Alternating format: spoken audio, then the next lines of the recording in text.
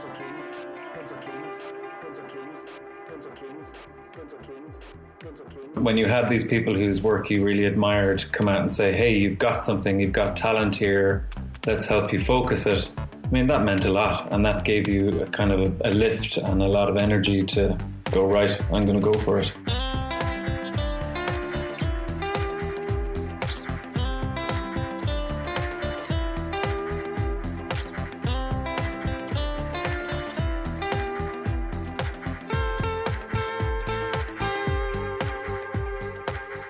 All right, we are back once again for the Pencil Kings podcast, where we talk to artists from all over the world and hear how they got started, what they're working on, and some war stories along the way. And I think we're going to have some good stories today because we're talking to Matt Griffin. If you want to look him up, it's MatthewGriffin.com, or you can find the show notes for this at pencilkings.com/Matthew-Griffin. That'll be MATTHEW Griffin.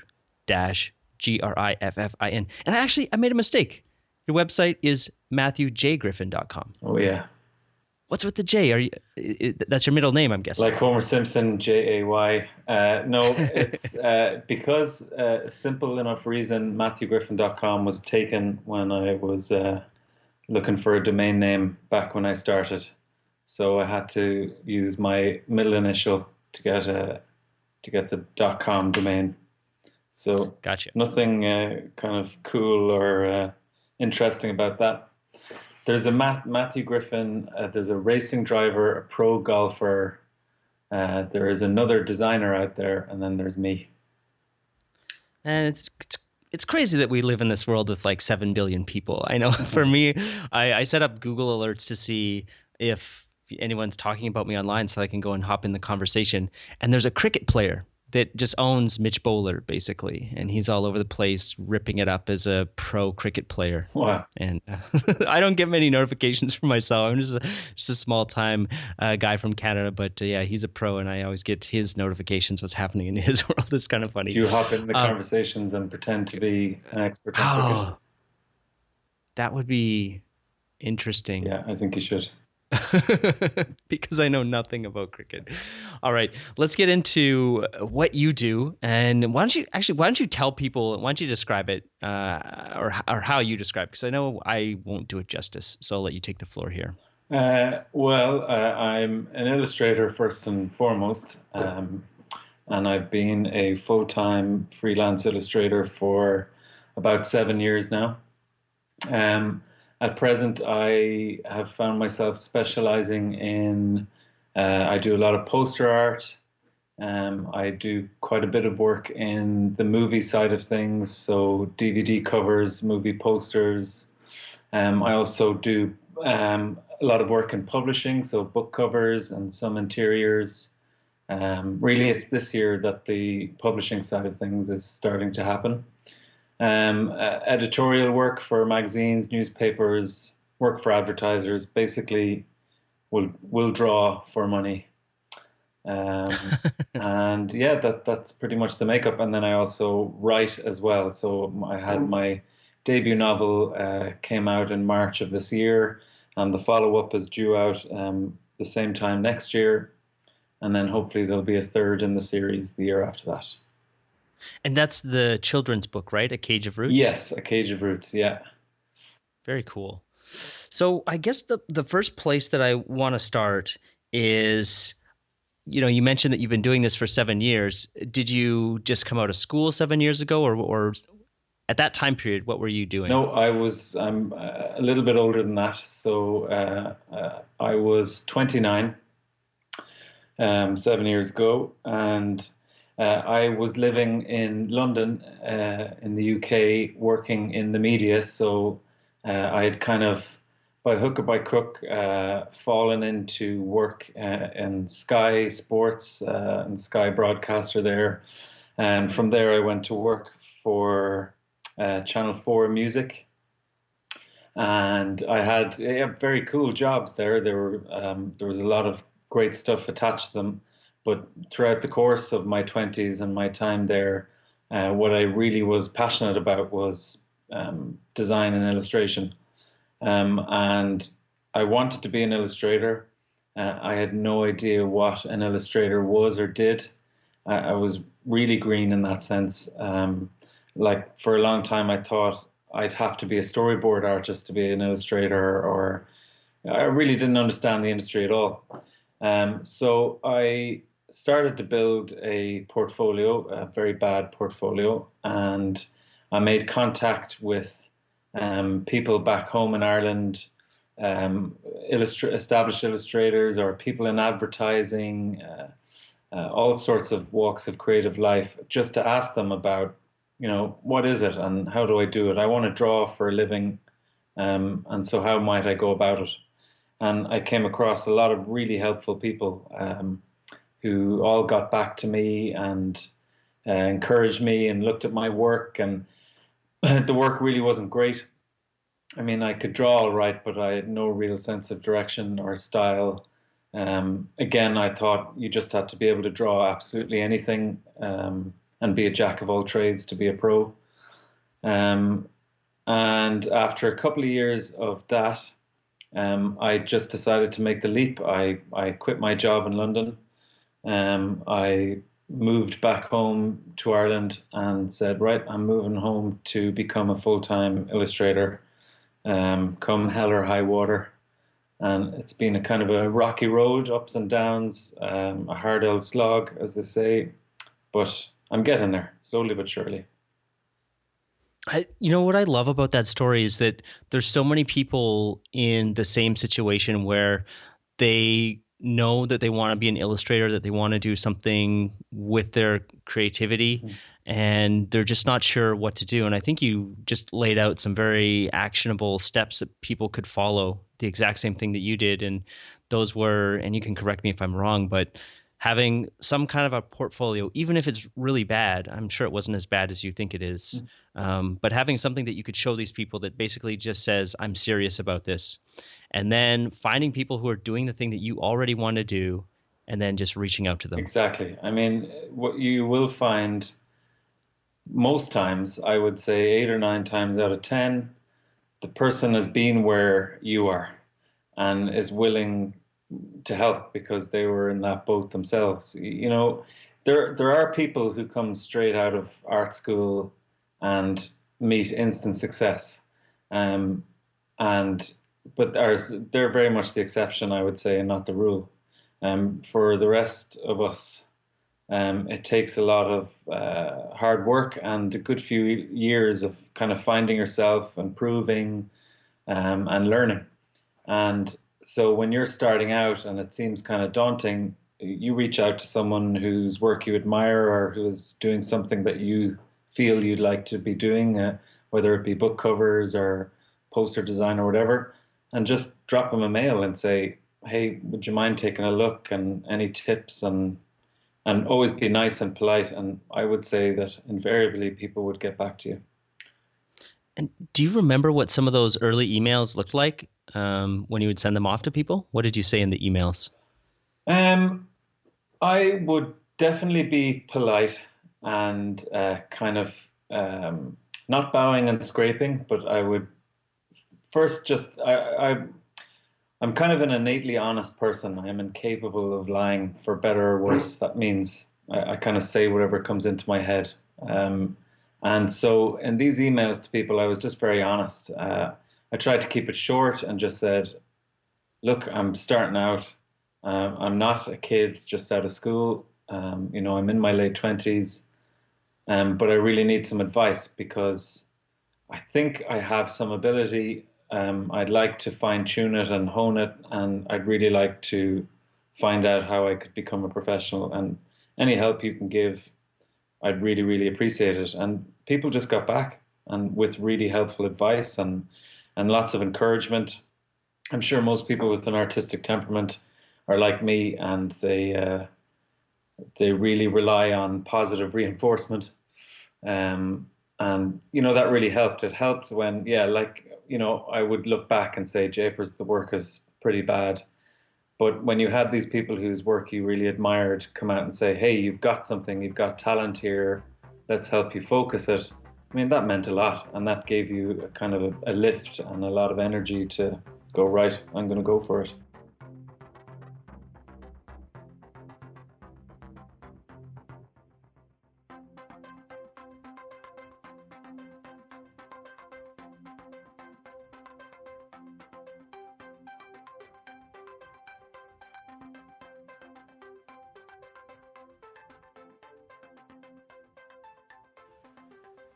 And do you remember what one of those initial sort of like strokes of genius or whatever that the established artist saw in your work was, where you're like, hey, yeah, they're actually right. Now I can see it. I couldn't see it before, but now that somebody's pointed out, I have a really great grasp of design or color or something like that. I don't know about strokes of genius, but and actually, it's funny. Different people saw different things, and like I say, it was quite a hodgepodge. A little bit directionless. There was some cartooning style in it. There was some caricatures in it. Um, there was some color. There was some, a real hodgepodge of work, and you would find.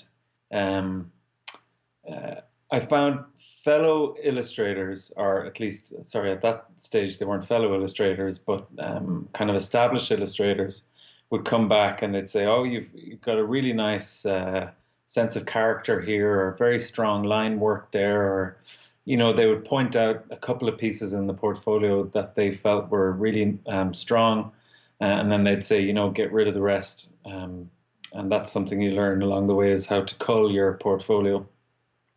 Yeah. People who were a little bit more established will say, like, not necessarily artists themselves, but creative directors or even some agency people who are used to looking at portfolios all day, every day, and wouldn't necessarily be obliged to get back to you. They would come back with very simple one-sentence answers. I like the below, and they would have attached 2 images out of the stuff you sent them. I like this, do more of this, and maybe we'll talk, that kind of thing. And so through that, you kind of started to get a sense of what was working for you and what maybe was working against you. So, like, I got rid of caricatures and cartoony stuff because I'm not a caricaturist and I'm not a cartoonist. And it helped me start to work towards something that was presentable, a collection of images that were unified and presentable, if that makes sense.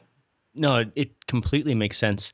And then from that initial feedback, do you feel like where you're at right now, there's like a direct connection, or have you gone on kind of like a different path over the past 7 years? I would say over the course of the last few years, I've certainly undergone a huge amount of development, that's for sure. I would say, without kind of talking myself up, that I've developed a lot technically, and in terms of, obviously in terms of the quality, everyone is going to develop when they work on it for a few years. But in terms of the advice they gave then, no, I wouldn't say anything I did back then relates to the type of work I do now. I would just say that I learned about moving forward and developing and discarding stuff that didn't make the grade. So work that I felt was really strong 7 years ago wouldn't even come within a million miles of my portfolio now.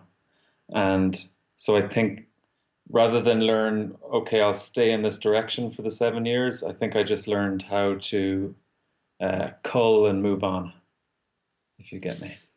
Yeah, definitely. And for somebody who's starting out, would you advise them to, obviously do your best, but know that you might not know where you're doing really good or where you're doing really poorly? And if you're going to reach out to these people, don't be afraid to include things so that you have whatever you think is your best work. Because I feel like there's this hesitation that I want to push people past or help them to get past, where they might say, well, I did this one piece and it's really great, and the rest of my portfolio I'm not happy with. But that one piece isn't enough for somebody to look at and see where maybe you're strong or weak. Yeah, definitely. I think when you're at the start and you're getting in touch with these established people, they can recognize, that you're at the start. And they might also be able to spot something in work which you don't think is that strong, that is marketable. In commercial art and illustration, it's not so much about expressing your inner demons on the canvas. It's about making a sellable, marketable product. And they might be able to spot something there that you don't see yourself because they're experts in marketing this sellable stuff and you're not yet. So definitely at the start, your 10 strongest images, even if you're not crazy about a couple of them, and send them off. And slowly but surely and gradually, you'll develop. And it'll just so happen that you'll lose some of those images. And as you go a few years down the line, maybe not one of the 10 will be included any longer. Thank you for that. I don't want to spend too much time on the beginning stages, but I got to ask one more question before we move on to what you're working on now and what you've got coming up. And that is, when you decided that you were going to, air quotes, turn pro or go full time on this, what did that actually mean? Did you spend 8 hours a day drawing, 10 hours a day, 6 hours a day, half the time studying, half the time drawing? I spent half my time panicking. uh, well, I'd been away for 8 years in London. So first and foremost, it was just a really nice kind of homecoming. So the first couple of months were just a sort of a happy blur of seeing old friends and spending time with family. And then when it came time to get down to the nitty grit, I had a body of work already done, and I thought, firstly, I need to get some work and I need to earn some money. So, given the work I had at the time, I set up meetings in Dublin with art directors and creative directors in ad agencies. And again, at the time, I kind of thought that my only source of income will be ad companies, that they're the only people who hire illustrators. And also, I wasn't looking at any other market other than the Irish one. Um, I just figured, let's start with a base at home. So after the first couple of weeks, few weeks, I got a job or two in, and I did the job or two, and I liked the work, so that became part of my portfolio. And yeah, I mean, obviously, I drew quite a bit, but I guess I didn't feverishly spend my entire time head down at the drawing board, and maybe I should have. I kind of spent more time trying to make contacts and um, trying to get to know people and get my name around the place, without realizing that actually it takes more than just 6 months. It takes a few years for your name to become a little bit established, and therefore the people you're trying to tap for business kind of know you're more trustworthy and you can deliver to a deadline and things like that. So, yeah, I don't know if I went about it the right way or not, but I certainly made a lot of great contacts. And I also made it kind of a goal to get to know the other illustrators. And we have an organization here in Ireland called the Illustrators Guild, or now Illustrators Ireland. And that is an absolutely amazing organization, a collection of the top professional illustrators in the country, there to help and advise anybody who asks them of it. And I spent the first few months getting to know those guys. I actually applied to become a member and was declined the first time I applied because my work wasn't strong enough. And actually, that refusal at that point really spurred me back to the drawing table. So yeah, at that point I went back and said, right, I need to get better. And they gave me really clear feedback on where I had fallen down in the work I had shown and where I was strong. And yeah, then I kind of feverishly drew and said, right, I'm getting into this guild, and I'm going to get into this guild in 6 months. And I worked my butt off, and I got the odd job here and there. And then on the second time of asking, I got accepted.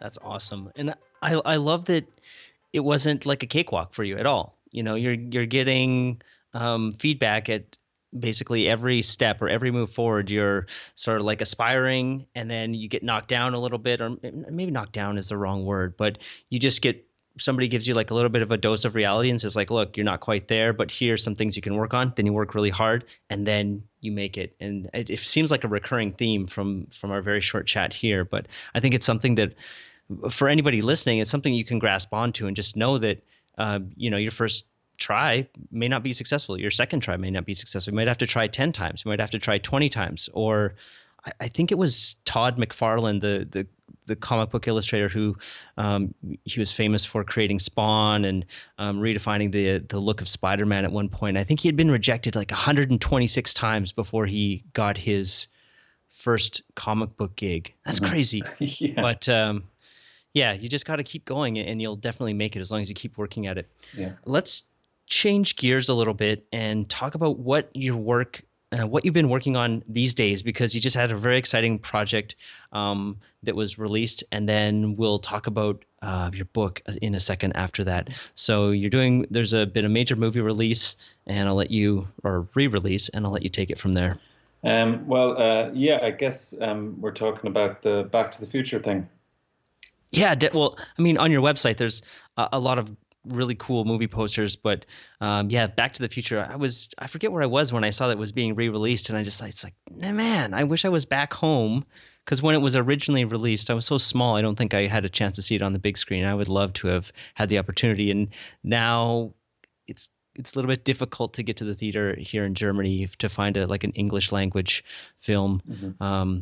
But anyway, enough about me. You were involved in the project, and you created the poster, correct? The poster for the London Film and Comic Con. So what happened was I know this guy in England, Mike Wood, who runs a thing called Under the Floorboards, and Mike is basically a kind of a Lorenzo de Medici for poster artists. And what he does is he gets licenses from the film and television companies to create art for their properties. And then he goes and commissions artists he likes to make posters, limited run posters for that property. So he's built up this kind of collection of really incredible poster art, which he then goes along to the conventions, the Comic Cons, and things like that, and sells at the conventions. So we had been in touch a while back about various bits and pieces, and then we were talking, and he said, listen, I might be getting a license for Back to the Future, as it's the 30th anniversary. Very small chance. Just to let you know, I've got another couple of guys working on roughs, but if you want to throw a rough together, send it on to me and we'll see. And now I thought, it's Back to the Future. I mean, it's a defining film for anybody of my age group and younger, actually. I'll get to that in a minute. But I mean, it's Back to the Future, so how could I refuse the opportunity to throw my hat in the ring? So I put a rough together and I sent it off to him, and he came back quite surprised about a week later because Universal had really liked it. And in fact, they sent it from the UK office to their LA office, and they decided they wanted to use it as their official 30th anniversary poster for the London Film and Comic Con. It'd be tied into they had the cast reunion there. It'd be tied into that. It'd be kind of the keepsake that punters could go and get signed by the cast. And it was just a real whirlwind. I ended up on Skype calls with Universal people in LA and in email chains with Bob Gale, who produced and co-wrote the 3 films.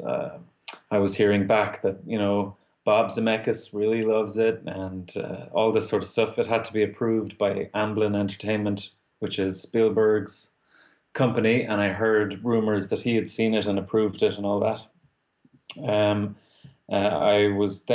I flew over to London for the Comic-Con and got to sign a few prints, and it was really insane, absolutely brilliant, a really incredible experience and a dream come true. And Yeah, so that was I just got back from London from the con a couple of weeks ago, about 3 weeks ago. That's awesome. I love that story. And just I love how it just started off with sort of like, hey, there's a very slim chance I might get this license. Mhm. I've already got people working on it, but would you be interested in just putting together a rough thing in case we got it and whatever? And you're like, heck yeah. Yeah, And then it just kind of snowballed into this much bigger thing and kind of like being passed all the way up the food chain from London to LA and then through the production company. Mhm. And yeah, it's awesome. Yeah. I mean, it just goes to show if you're not in it, you can't win it, and you got to put yourself out there, and maybe just maybe opportunities will come your way, but they certainly won't come your way if you don't put yourself out there. And I think it's been a series of putting myself out there for the last few years and just seeing what doors open. Like I mean, the movie side of my work kind of started just by doing self-initiated um, movie posters.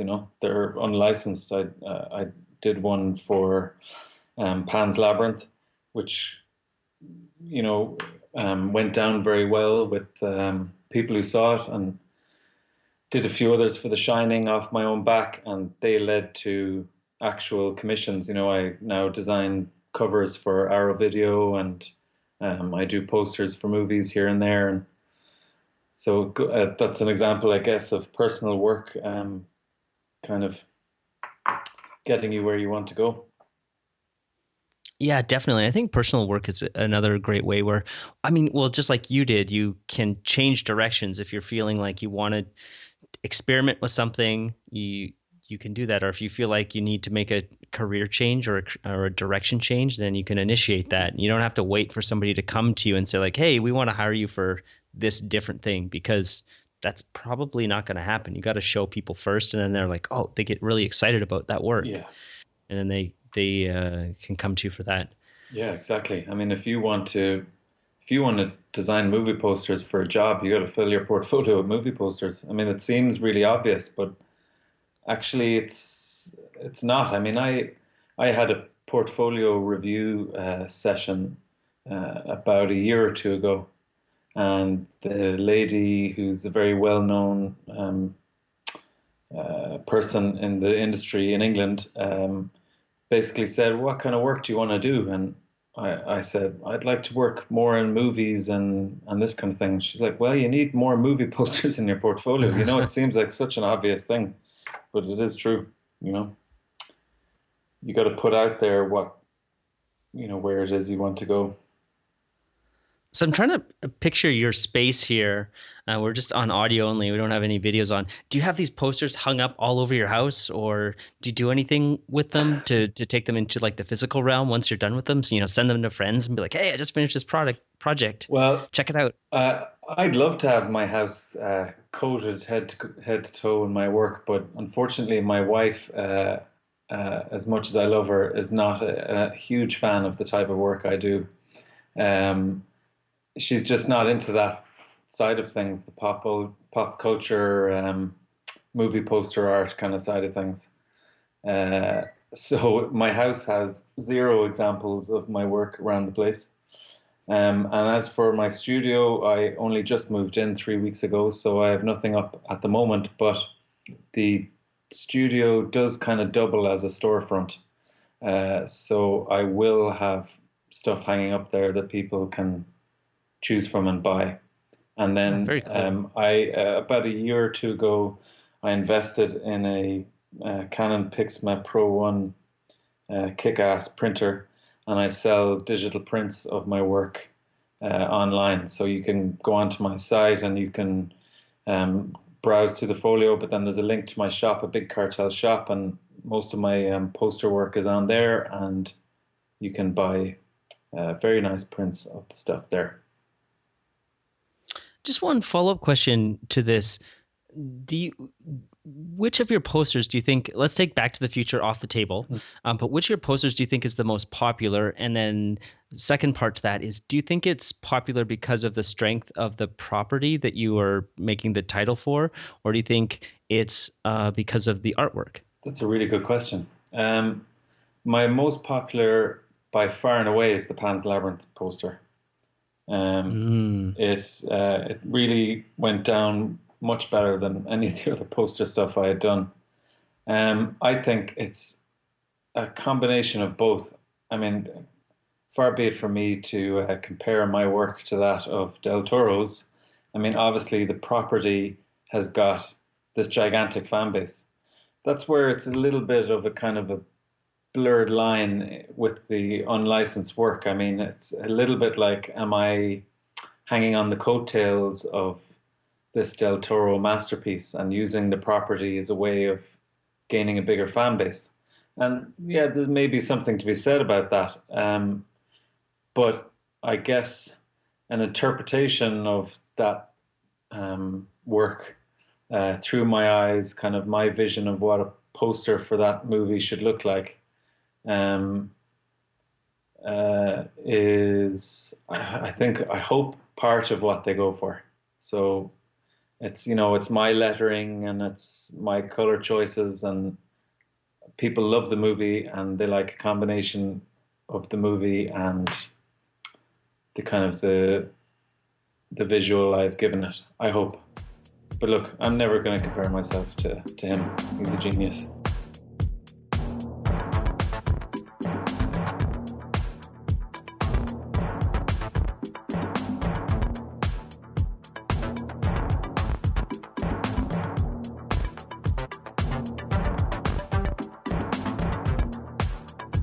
Let's go now and talk a little bit about your book, because I know we're almost at the end of our recording time, and but I do want to talk about the book because I know that there's a lot of people that I've been in touch with who are really interested in creating their first children's book. Mm-hmm.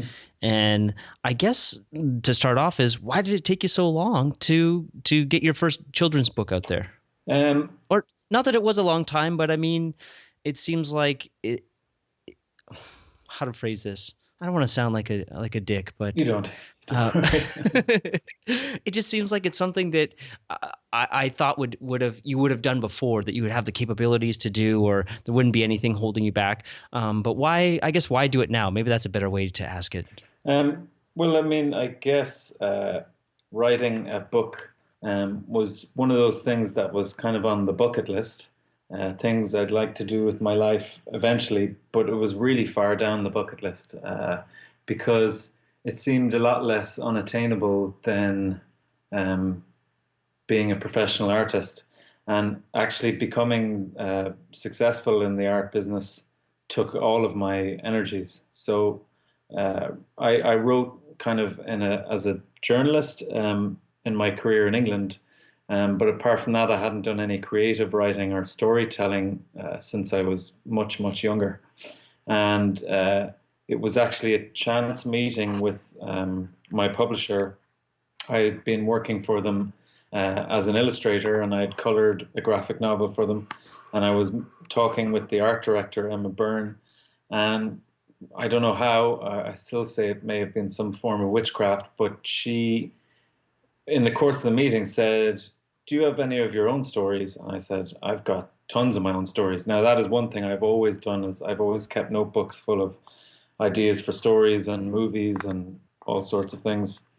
And she said, it kind of strikes me that you might like to write your own story, maybe something a little dark. And as it turns out, I did. And they said, "Well, look, write a couple of chapters and let's take it from there." So I wrote 2 chapters of the book, and they had one of their editors come back again with some constructive criticism for me, pointing out where I was strong and pointing out where I was weak.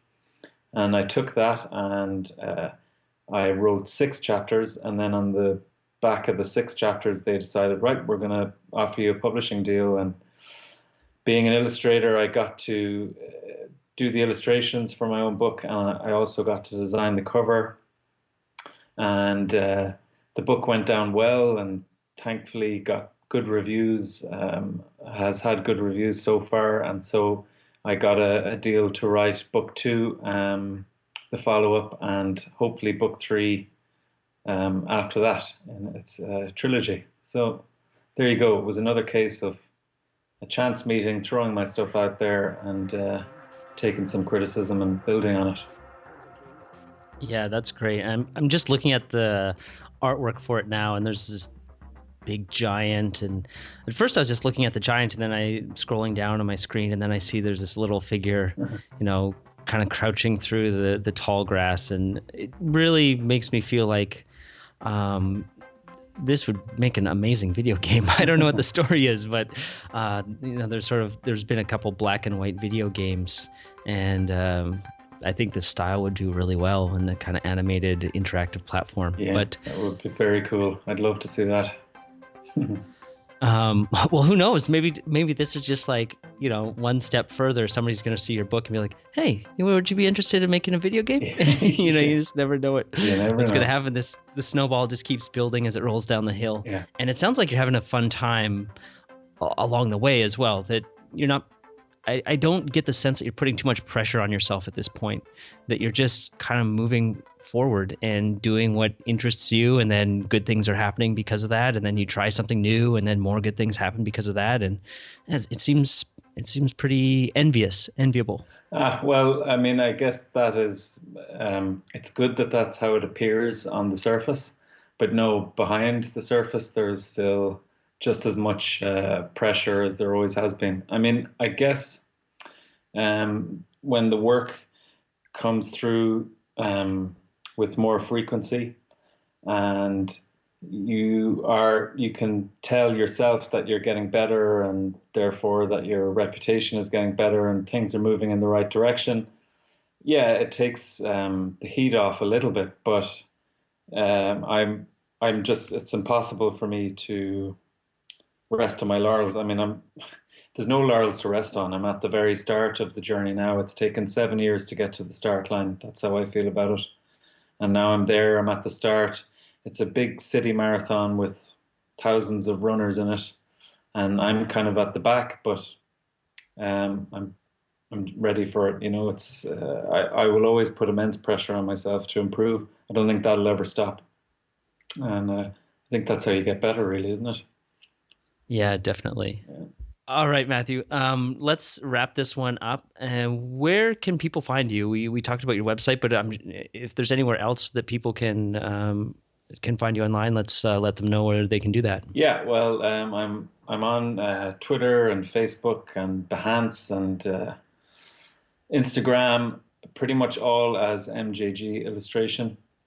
But you can find links to those things on my website. I also have another body of work, which I believe under a pseudonym called Ignatius Fitzpatrick, which is kind of a different style. And that is ignatiusfitzpatrick.com. And the book also has Twitter accounts and Facebook at A Cage of Roots. I got to say, I love it that you have a pseudonym. That's actually something that's on my bucket list lower down. But yeah, hats off to you. And we'll definitely include a link to that with the show notes for this one, as well as to everywhere else that people can find you. And this will be at pencilkings.com/Matthew Griffin, and that'll be MATTHEW-GRIFFIN. So thanks so much, Matthew. I think there was a lot of actionable things, and your story is extremely inspiring. And I guess my closing message is, if you want to do it, if you want to make the leap, just, make it happen. And I feel like even when you were starting, because there's people out there that they just can't leave their jobs. They're supporting a family or whatever.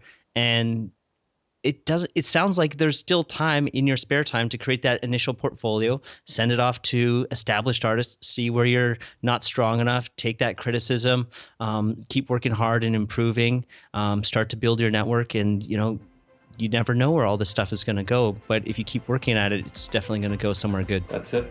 100%. All right. Thanks, Matt. We're going to wrap this up. I really appreciate it. Thanks for having me, Mitch.